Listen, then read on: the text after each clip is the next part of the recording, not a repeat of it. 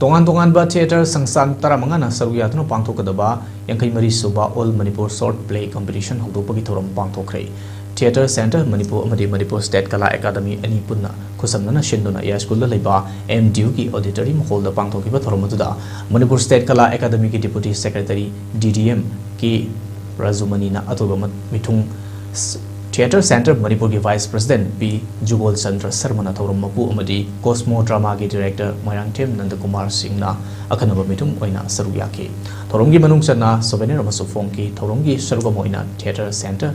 Manipur ki thomi sarumbam berena Manipur State Kala Academy Award for Theater Desingani Kunmari panglatpada harau taramna oktuna pungning thogotki. Thouram mari lenana athoiba mithung ki warol piraduna ki Razumani na Haikivada, Manipur State Kala Academy na Langmaidong Dramatic Union ga pangthokpa Kha Manipur Drama Festival amadi Theater Center Manipur ga punna pangthokpa short play competition asi anishina haktenana pangthokpa theater gi competition sing oiri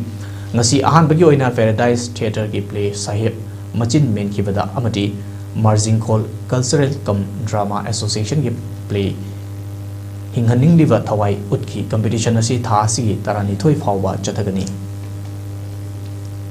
young talent ki se hana among leram badaki buji ani ni wokta hapala amani ke kilo encouragement pi naba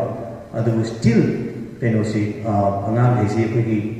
room to wat ba hai ka kana tragana thokla ko moina keno si up to date oi di hai ba gira di khang re adu thar ba ki chance di yam na wale si ai si pudong si platform si pudong chawa lawra ai keno da angang be tai pu to jani yari ke bagi Manipur State Kala Academy na co-winner scholarship fellowship ne khang de young talent ke ni applied se